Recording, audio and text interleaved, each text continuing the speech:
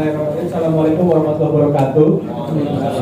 Terima kasih Edwin hari ini dan teman-teman semua yang hadir. Jadi sesuai tadi yang disampaikan Pak Eko bahwa hari ini kami coba mensosialisasikan dua hal penting terkait dengan hasil dari pembaharuan PKB kita dan periode baru depan ya 2023-2025. Di mana kita memprioritaskan sosialisasinya untuk 2 poin dulu nih, ya 2 poin tadi disampaikan, mungkin bahasanya benefit kesehatan, ya non rawat inap atau new BPK mungkin nggak bahasa mudahnya ya, BPK yang baru ditambahkan. Terus yang kedua sosialisasi tentang DPLK tabungan ya. 2 hal poin ini yang kita prioritaskan karena ini langsung dirasakan nih segera nih ya, dan perlu penjelasan yang sangat detail gitu untuk diketahui oleh bahwa teman-teman dan semua member. Nah, aktivitas sosialisasi yang akan kami lakukannya agak terbatas, Pak. Terbatas itu maksudnya kalau ini kan untuk new BPK mungkin lebih pas untuk seluruh karyawan kelas 38, nggak memandang kontrak atau permanen, semua ini merasakan sebenarnya. Dan harusnya ya kami harusnya sih mensosialisasikan ke semua, tapi kayak terbatas kapasitas kita ya, makanya kita juga berharap kita prioritaskan sosialisasinya ke para pimpinan. Nah, pimpinan kita ini dari mulai group head, line head, staff 56 gitu ya, 78 up, semua harapannya mengikuti aktivitas sosialisasi ini dan selanjutnya bisa mengkomunikasikan juga ke membernya, karena kalau nggak tahu ataupun nggak memanfaatkan ini sayang, karena itu nanti benefit yang langsung dirasakan oleh kita semua, khususnya untuk yang rawat jalan ini seluruh 38 kontrak maupun permanen itu ngerasain punya hak gitu ya, punya hak benefit itu. Tapi kalau nggak dipakai atau nggak diinstal karena nanti pakai sistem online, sayang mereka jadi akhirnya nggak bisa memanfaatkan benefit yang sudah disiapkan oleh perusahaan. Makanya Bapak-Bapak, kami sangat berharap bisa bantu untuk mengkondisikan membernya memanfaatkan benefit ini. Terus yang kedua nanti DPLK, dana pensiun lembaga keuangan yang tadi Pak Edwin juga sudah sampaikan, ini dana pensiun yang istilahnya diselenggarakan oleh pihak lembaga keuangan. Secara umum yang namanya dana pensiun itu kalau dikelompokkan tuh ada 2 aja Pak ya. Dana pensiun pemberi kerja, maksudnya dana pensiun yang dibentuk oleh perusahaan pemberi kerja, ya kayak kita di sini kita punya Dapen Toyota. Itu Dapen Toyota tuh lembaga pensiun juga, dana pensiun juga, tapi dibentuknya oleh perusahaan pemberi kerja. Ada juga dana pensiun Astra, ya, yang didaftarkan karyawan-karyawan kita mulai 2012 tuh yang permanen didaftarkannya di dana pensiun Astra ya. Itu dana pensiun yang dibentuk oleh lembaga atau pemberi kerja. Tapi ada juga dana pensiun yang dibentuk oleh lembaga keuangan. Nah, kita nanti bekerjasama dengan dana pensiun lembaga keuangan. Kita nanti akan jelaskan seperti apa, ya, di mana posisi dana pensiun lembaga keuangan dan kaitannya dengan PKB kita nanti kita juga jelaskan. Jadi prinsipnya 2 poin penting ini yang kita utamakan sosialisasinya. Kalau pembaharuan PKB yang kita kemarin diskusikan dengan teman-teman union itu sebenarnya banyak item perubahannya Pak. Cuman yang sangat berdampak langsung terkait dengan benefit, kayaknya kita memprioritaskan ini. Buat bapak-bapak sebagai pimpinan kerja, kayaknya ada poin lagi yang penting terkait dengan new HRM ya. New HRM itu kayaknya juga jadi isu penting yang harus dikomunikasikan, harus diinformasikan, dan kita juga nanti akan coba kalau memang dimungkinkan lagi ada acara sosialisasi kembali untuk pimpinan-pimpinan kerja khususnya terkait dengan perubahan-perubahan di PKB kita yang kaitan sama new HRM, karena banyak yang berubah juga di sistem HRM terkait dengan sistem salary, kenaikan gaji dan segala macam ya. Baik, yang pertama ini mohon menjadi perhatian karena 2 poin ini BPK dan DPLK kita atau kami bekerja sama dengan pihak ketiga ya. Dan pihak ketiganya itu yang nanti akan menjalankan aktivitas realnya, menjalankan aktivitas kesehariannya. Nanti kita akan ada penjelasan juga secara langsung oleh pihak ketiga yang terkait. Kalau untuk yang manfaat kesehatan non rawat inap ini atau new BPK gampang ya, tapi kita jangan bilang new BPK.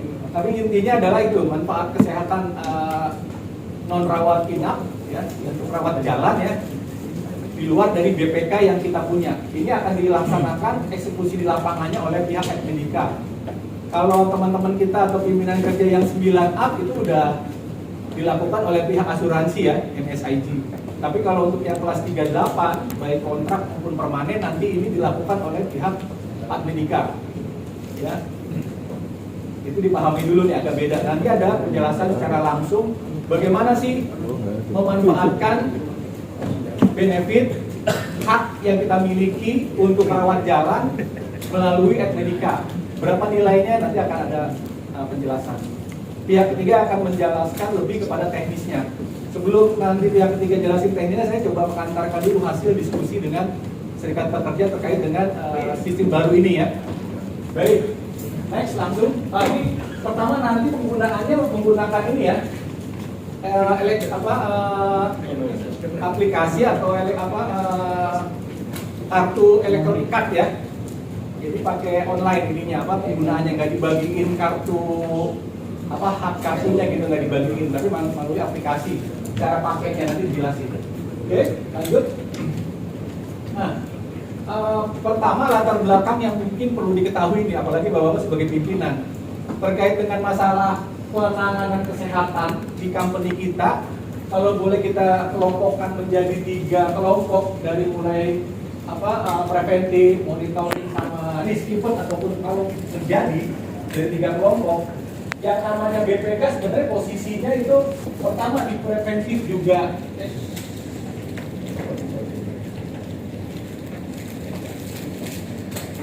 Nah, untuk di preventif, BPK juga sebenarnya masuk kategori preventif. BPK yang selama ini diterima oleh teman-teman kelas 38, baik itu kontrak maupun permanen, pemberiannya setiap bulan bersama dengan payroll, itu peruntukannya satu sisi juga untuk preventif, untuk beli vitamin, untuk jaga kesehatan. Selain kita itu punya aktivitas-aktivitas lain sebagai aktivitas preventif, ada promosi kesehatan, itu dan segala macam. Di monitoringnya kita punya aktivitas-aktivitas ini. Tapi pada saat kejadian ataupun pada saat sakit, sebenarnya juga BPK kita ini yang dirasakan oleh teman-teman 38 juga harusnya dijadikan istilahnya pegangan ataupun jaminan kalau dia butuh untuk berobat kalau misalnya sakit rawat jalan. Ya. Selain sebenarnya ada BPJS kesehatan untuk rawat jalan juga. Tapi untuk rawat inap kita udah punya lah ya, ada asuransi kesehatannya, ada BPJS kerja kalau ada kecelakaan kecelakaan kerja, ada BPJS kesehatan. Tapi ini mungkin pemakaiannya nggak terlalu, tapi kalau asuransi kesehatan kita udah pakai. Nah, fokus kita sekarang bahas tentang masalah BPK. Ada preventif, ada juga risiko kalau kejadian. Nah, kalau kami evaluasi dan diskusikan dengan teman-teman serikat itu, pertama secara efisiensi BPK yang istilahnya dibayarkan setiap bulan sama payroll atau HRD itu efisien Pak. Tiap bulan kasih beres urusan, nggak susah gitu ya. Tapi sebenarnya kalau melihat benefit ataupun semangat benefit ya, ini kita kurang tepat. Harusnya kan ini kalau di segitu kelebihan ini efisien tuh, lebih mudah dikasih, kita nggak akan pusing-pusing, pokoknya atur sendiri oleh karyawan gitu ya. Kalau pada saat dibutuhkan harus tersedia gitu ya.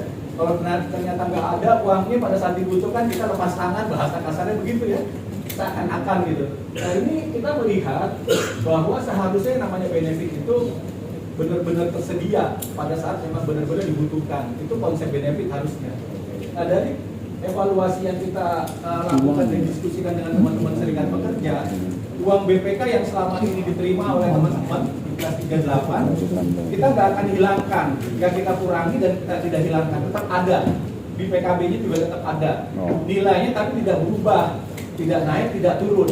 Kadang-kadang kita anggap warna biru ini ya, nilai BPK yang kemarin tetap ada, dibagikan sesuai dengan aturan yang ada sekarang ini, dibagikan setiap bulan. Cuma kemarin dalam proses negosiasi PKB ada kesepakatan untuk kenaikan nilai BPK. Nah, kenaikan nilai BPK itu disepakati untuk tidak dibagikan langsung setiap bulan ke karyawan, tapi dialokasikan atau dikelola oleh pihak ketiga. Yang tadi saya bilang namanya Akredika, dan kemarin hasil istilahnya tender oleh pihak GAD, pihak Akredika istilahnya dipercaya untuk bekerjasama dengan Kemin mengelola manfaat kenaikan nilai BPK ini untuk menjamin atau untuk mengawal teman-teman kita, karyawan-karyawan di 38 kalau misalnya dia butuh untuk rawat jalan, ya. Jadi nanti akan dikawal nih manfaat BPK tambahan ini oleh pihak ketiga ketika pada saat dia butuhkan selalu harus ada. Ya, gambaran seperti itu Pak, tapi nilai yang tiap bulannya nggak berubah. Nah, jadi kalau secara total BPK, ini total BPK nih Pak, warna biru orange. Nilai total BPK. Ini untuk teman-teman 38 ya, biar Bapak yang mungkin yang udah punya asuransi MSIG nggak perlu lagi ini, tapi minimal tahu biar ngerti cara berpikirnya. Total nih BPK-nya tetap. Jadi kalau nanti ada kenaikan periode berikutnya, ada saat pensiun, ada kalau pensiun ada tambahan misalnya uang BPK setahun misalnya, itu dari total nilai ini. Yang jadi perubahan adalah yang birunya ini tetap ya dibayarkan selalu peron setiap bulan, ada di slip gaji katakanlah biru, tapi yang kuningnya ini atau yang orange ini akan dilakukan oleh pihak ketiga, dikelola oleh pihak ketiga, menjamin karyawan dan keluarganya untuk rawat jalan. Nilainya kita pakai nilai setahun, yaitu seperti ini Pak. Kalau nilai status TK tidak kawin, status karno kawin anak 0, kawin anak 1 dan kawin anak 2, untuk kelas 36 seperti ini, setahunnya untuk kelas 78 setahunnya seperti ini. Kita anggap aja di sini kelas 78 setahun dapat 1.175.000 nih yang K2. Nah ini peruntukannya adalah satu keluarga. Jadi kalau keluarganya Bapak kan mungkin statusnya K2, ya kan? Berarti anaknya 2 suami istri. Tapi kalau anaknya lebih dari 2, sebenarnya bisa dipakai juga. Nanti secara data itu kelihatan nanti dikasih tahu penjelasannya detailnya. Intinya nilai ini bisa dipakai bareng-bareng satu keluarga. Peruntukannya untuk apa nanti jelasin oleh pihak Akredika lebih lanjut. Nah ini kita setting angka-angka ini adalah berdasarkan kenaikan nilai yang orange ini. Ya. Nah ini salah satu contoh cara berhitung kalkulasi jatahnya apabila ada perubahan status. Ya. Pertama, nilai ataupun akumulasi dana yang dimiliki oleh setiap karyawan itu adalah periodenya 1 tahun Pak. Periodenya 1 tahun. Jadi kalau dia itu katakanlah dengan status TK tidak kawin, kelasnya 3A misalnya, nah jatah yang dia miliki sebulan kalau dari tadi kenaikan yang warna orange, katakanlah sebulannya 11.000, langsung dihitung untuk 1 tahun. Nah 1 tahunnya adalah dia jatahnya 142.000. 1 tahunnya dari mana? Dari awal berlakunya PKB kemarin, yaitu bulan September 2023 itu PKB baru berlaku sampai nanti bulan Agustus 2024 tahun ini. Setahun periode berlakunya BPK yang baru ataupun manfaat benefit kesehatan rawat jalan itu setahun yang dia miliki. Ini periode ini kalau setahun nggak kepake nggak angus, akan akumulasi terus di periode berikutnya, akumulasi lagi periode berikutnya, akumulasi periode berikutnya. Nanti kalau misalnya ternyata akumulasi, kalau ternyata selesai hubungan kerjanya itu bisa dicairin kalau masih ada sisa. Tapi kalau ada perubahan status keluarga di tengah tahun, di tengah tahun ada perubahan status keluarga menjadi K0 gitu meningkat dan dia harus daftarin ya, kalau nggak didaftarin kita juga nggak tahu gitu kan. Itu nanti jatahnya kan naik Pak, yang tadinya sebulan cuma 11.000 jadi sebulannya 33.000 kenaikan, jadi naik 33.000, berarti nanti jatah dia setahun berubah nih, ditambah nih yang ininya jadi segini untuk berdua. Lalu pada saat tahun periode berikutnya langsung untuk setahun 33 ini dikali 12 plus sisa kalau masih ada yang tahun berjalan.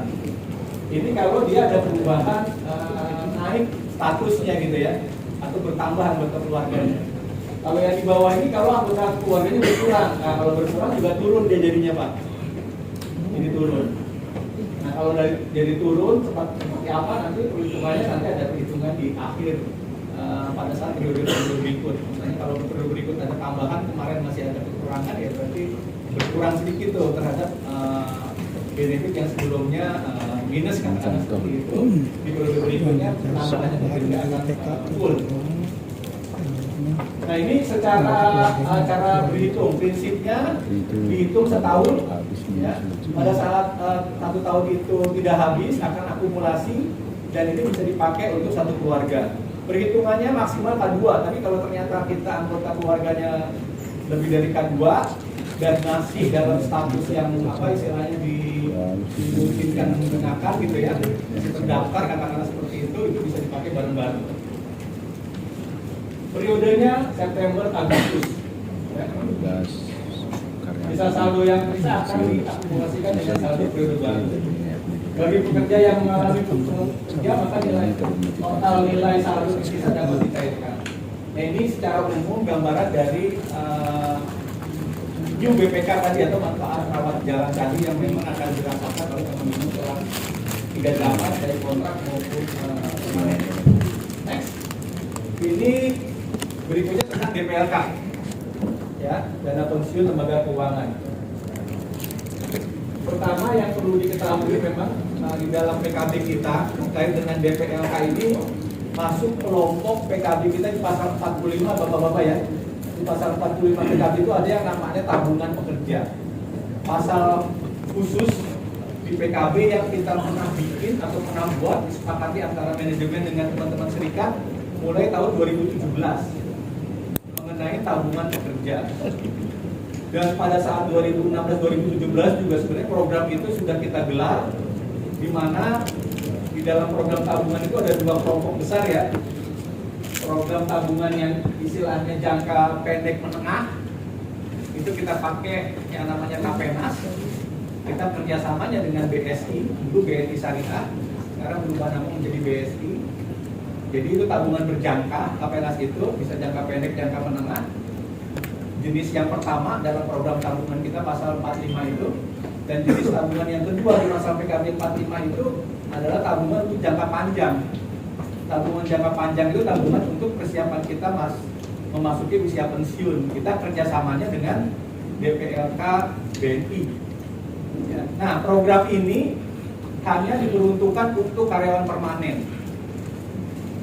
Kesepakatan kita dengan teman-teman serikat, antara manajemen dengan teman-teman serikat ini hanya untuk karyawan permanen, karena baik tabungan berjangka maupun tabungan jangka panjang ya, Kapenas maupun DPLK itu untuk karyawan permanen.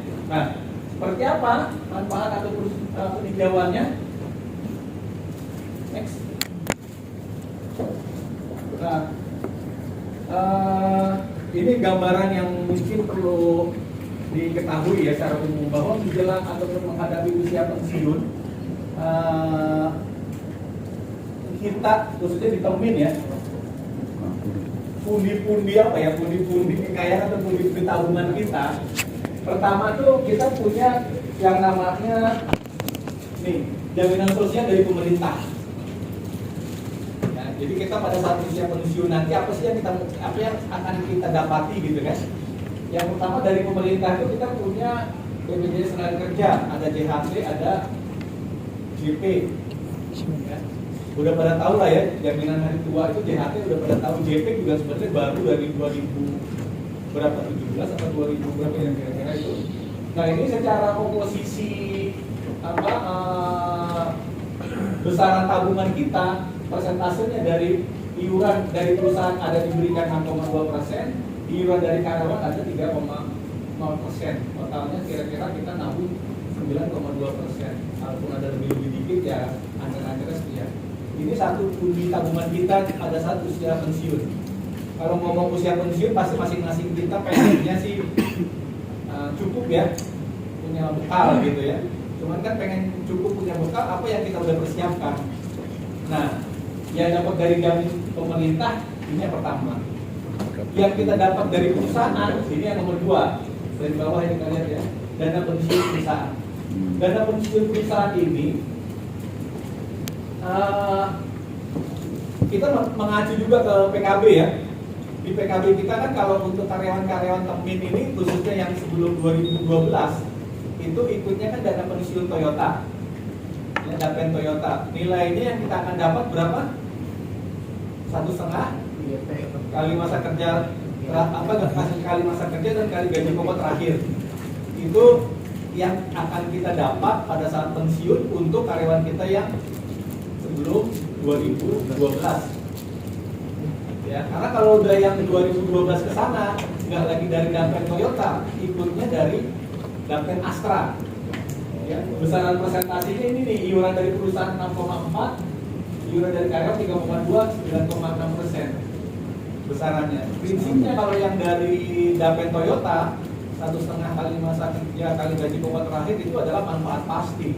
Nilainya segitu pada saat kita pensiun. Nggak istilahnya nggak kalkulasi yang mungkin nggak jelas gitu ya, tapi udah pasti segitu nilainya. Kalau masalah iurannya kita nggak terlibat iuran, yang nyiapin pokoknya perusahaan aja. 1,5 kali masa kerja kali gaji pokok terakhir itu yang dapat dari perusahaan yang pertama. Tapi kalau yang grup tahun 2012 didaftarkan sama perusahaannya ke Dapen Astra, ya, iurannya ini perusahaan iur sekian, karyawan iur sekian, dapatnya segitu. Nah ini total nilai yang diiur ataupun total tabungan karyawan itu untuk mempersiapkan usia pensiun baru 19% dari penghasilannya per bulan. Ya, kalau secara teori harusnya untuk menghadapi istilahnya pensiun yang nantinya sejahtera, katanya sih harus bisa nabung 30%. Ya, harus bisa nabung 30%. Di sini kita akan jelaskan tentang daftar pribadi nih. Ya, coba untuk menutupi kekurangan 30% ini kita buka bertahap daftar pribadi. Ada juga Tapenasnya, kalau yang itu Tapenas tadi BNI Syariah, tapi kalau itu bukan Dapen Tapenas ya. Kalau ini Dapen DPRK itu DPRK dana pensiun lembaga keuangan itu Dapen. Maksudnya Dapen itu semuanya Dapen ini 4-3-3-nya. Kalau Dapen itu bisa mendapatkan manfaat pajak. Jadi pada saat uang itu dicairkan, kalau Dapen itu pajaknya cuma 5%. Ya. Dari nilai uang yang kita akan terima atau manfaat yang kita terima, kalau misalnya yang namanya pajak dana pensiun itu memang cuma 5%. Ya. Beda kalau yang dari payroll. Di sini juga yang dari perusahaan sebenarnya ada tambahan lagi ya Pak, bukan hanya Dapen Toyota dan Astra. Ada lagi sebenarnya di PKB kita yang sekarang sudah berubah sistemnya, yaitu tambahan uang pesangon. Kalau Bapak-Bapak bisa lihat nanti di pasal 54 PKB kita tentang manfaat yang kita dapat pada saat usia lanjut pensiun, itu kan selain yang tadi 1,5 kali masa kerja kali gaji pokok ada tambahan tuh, bonus tahun berjalan, ganti cuti, gitu ya, BPK setahun, sampai penghargaan masa kerja gitu, bla bla bla. Dulunya kata-kata PKB 2 periode PKB sebelumnya itu pembayarannya itu melalui payroll, melalui HRD langsung ke rekening bapak-bapak. Itu perhitungan pajaknya tuh pajak PPh 21 kalau itu pasti gede karena progresif, bisa 25%, 30%, apalagi kalau nanti yang nilainya bonus tahun berjalan, penghargaan masa kerja, BPK setahun, ganti cuti itu. Kalau di total nilainya masuk range pajak 25% ya kena pajak 25%. Nah, per PKB periode sebelumnya ya, bukan yang PKB ini periode sebelumnya, itu disepakati tambahan-tambahan uang pesangon itu dibayarkannya melalui PPUKP. PPUKP itu semacam lembaga lembaga juga yang menyelenggarakan dana pensiun, tapi dana pensiun yang sifatnya corporate, yang diikutsertakan oleh corporate. Toyota sudah terdaftar di sana bekerja sama dengan Tokyo Marine, sehingga nanti bapak-bapak itu terima tambahan-tambahan uang pesangon itu ya, melalui PPUKP-nya Tokyo Marine, nanti kena pajaknya juga pajaknya dana pensiun, jadi cuma 5%. Berbedanya sangat tajam tuh Pak, apalagi kalau misalnya nanti penghasilan tambahan pesangonnya itu gede ya. Kalau sebagai contoh, ini belum berlaku zamannya Pak Edward pensiun, ya. Sehingga Pak Edward tuh kena pajak progresif untuk itu tadi, bonus tahun berjalannya, penghargaan masa kerjanya, BPK setahunnya, misalnya begitu ya, bla bla bla gitu. Kena pajaknya pajak progresif. Bayangin kalau yang level hasilannya gede itu pajaknya juga gede gitu kan. Bisa Avanza 1 atau mengoper berapa biji gitu kan. Nah sekarang per periode PKB yang 2 periode PKB sebelumnya, mudah-mudahan nggak ada berubah. Manajemen dan serikat pekerja untuk pensiun usia lanjut kita pembayaran tambahan uang pesangonnya melalui PPKP sehingga pajaknya juga 5%. Jadi yang dari dana pensiun atau dari perusahaan itu ada dua ya, dana Toyota sama tambahan uang pesangon itu juga 5%. Ini juga bisa menambah istilahnya pundi-pundi tabungan kita yang tadinya cuma 19% mungkin naik. Nah hari ini kita fokus untuk yang ini ya Pak, dana pribadi.